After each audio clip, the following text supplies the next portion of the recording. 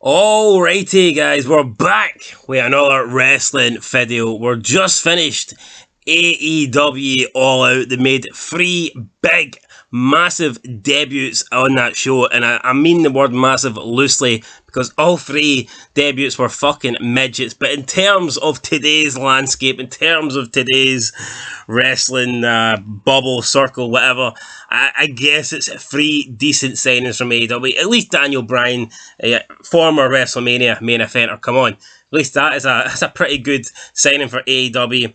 As for Adam Cole and Ruby Soho, I mean, who cares? Let's be real.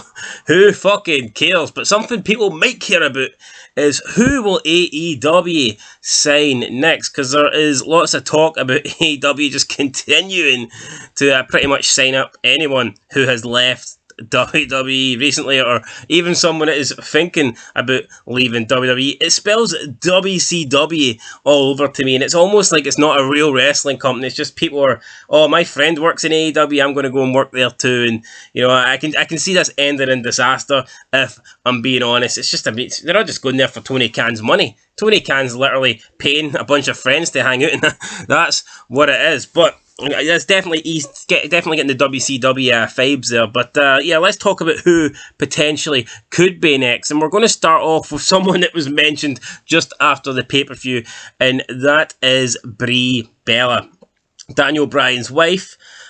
Someone asked the question in his post-match interview in the press conference, what is the possibilities? Could she join up? And he says, at the moment it's unlikely, but maybe one day down the line, perhaps Brie Bella could join the company. And I don't know, like what is she going to be called? Mrs. Danielson, wife of the Vegan, fucking Brie. Yes, like what would they call her? Because she's all known by Brie Bella. When someone says who's the two biggest sluts in the wrestling business, you think of the Bella twins. They've got total Bellas. The names there, I mean, fucking hell. One of them was living with Cena for 5 years. Of course they're going to be a big name in the wrestling business, but if you take away her name, what would you call her? Brie Daniel? Brie Daniel? I don't know. Brie Danielson? I guess it's a potential signing, but I just don't see it happening for several reasons. I think they've made their name in the WWE. I don't see them leaving. They've got their not total divas, they've got total Bellas, which I've never watched it. I'm going to assume it's an absolute shit show, but it seems to be, it's a gig that they've got, it's something that they've got that most people don't, so I'm sure she wouldn't want to jeopardise that. I guess there's always a chance of getting brought back for a big SummerSlam match, WrestleMania match. They've always got that, opportunity in WWE.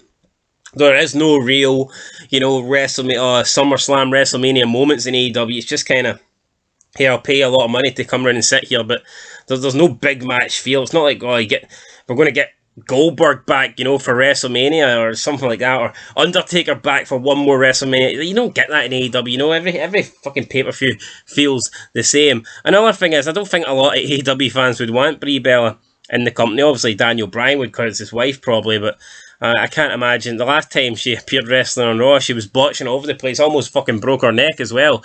Plus, I believe she kicked Liv Morgan unconscious, so then again, she works pretty dangerously, so she'd fit right in AEW with all the other bums that can't work.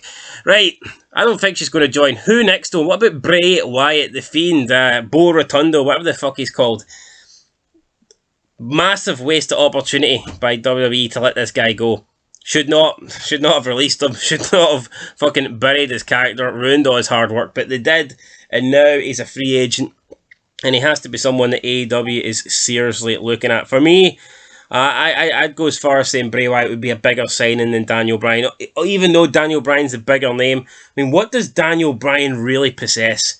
5'8" of fucking blandness. Yeah, he might be a good technical wrestler, but it's 2021. Most people are good technical wrestlers. Everyone does that same fucking style as Daniel Bryan. He doesn't have a look to him. He doesn't have... He's got... I guess he's got like a weird sort of charisma, but he's not like... He's not a charisma vacuum, but he's not like, he's just not, he's not a star power.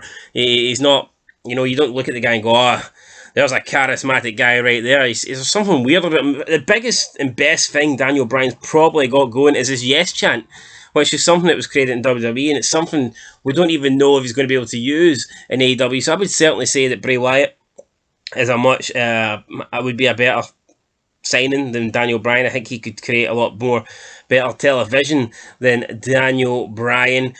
But I think it would be sad. Does he really fit in at AEW when you've got the likes of Kenny Omega and all these marks, indie bums that, you know, don't sell, and the Young Bucks, and they wouldn't know what fucking real wrestling is, so they do all their gymnastics and their, you know, their dives and their flips, and you've actually got Bray Wyatt, who is like a decent old school wrestler. He's, you know, second, third generation or whatever. He knows how to go over. He's all about cutting promos. I mean, how could Bray Wyatt cut a promo with Ken Omega? It's like, it's a guy that's great at promos against a guy that can't fucking speak at all on the mic. So how would that work? I don't know.